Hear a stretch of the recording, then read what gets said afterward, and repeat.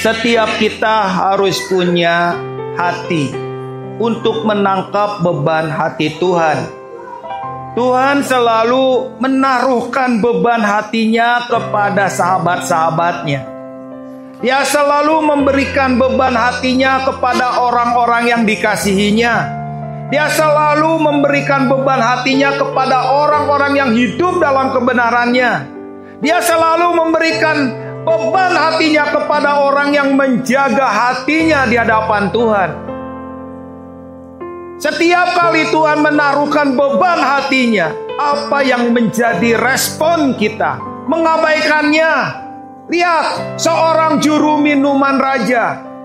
Satu posisi yang sudah enak, gak perlu repot-repot lagi, gak perlu bersusah-susah, gak perlu lagi turun ke lapangan tangannya penuh dengan lumpur. Tapi dia mau melakukannya. Beban hati Tuhan itu yang membedakan satu dengan yang lain di antara kita. Orang yang meresponi beban hatinya, dia akan turun ke jalan. Dia akan bergerak dengan beban hati Tuhan. Dia tidak akan tinggal tenang di hari-hari terakhir ini.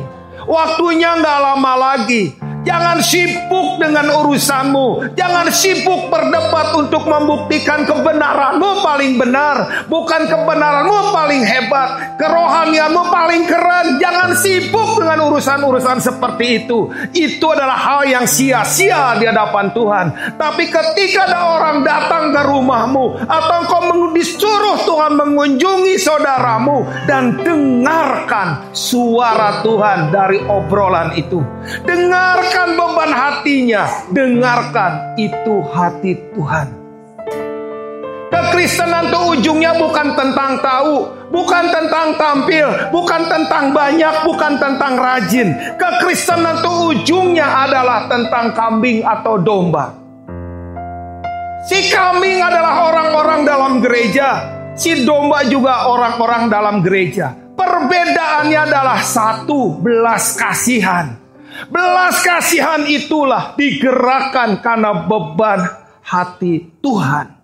Orang tidak akan pernah punya belas kasihan kalau dia tidak pernah meresponi beban hati Tuhan. Orang tidak akan pernah punya belas kasihan kalau nggak punya beban hati Tuhan. Tangkaplah beban hati Tuhan. Itu adalah yang Tuhan ingin ada dalam diri kita ini. Tanpa beban, engkau tidak akan pernah punya belas kasihan. Hanya beban dari Tuhan yang membuat seorang punya belas kasihan. Kita lihat perbedaan orang yang punya belas kasihan dengan yang tidak. Satu kali, datanglah dua orang perempuan yang memperebutkan anaknya kepada Salomo. Beban hati Tuhan melahirkan belas kasihan. Belas kasihan melahirkan memperjuangkan kehidupan. Si perempuan yang menjadi ibu kandung, dia memperjuangkan kehidupan. Dia berkata kepada raja, ya raja, jangan kau potong itu bayi. Lebih baik dia kuberikan kepadanya, biar dia menjadi ibunya.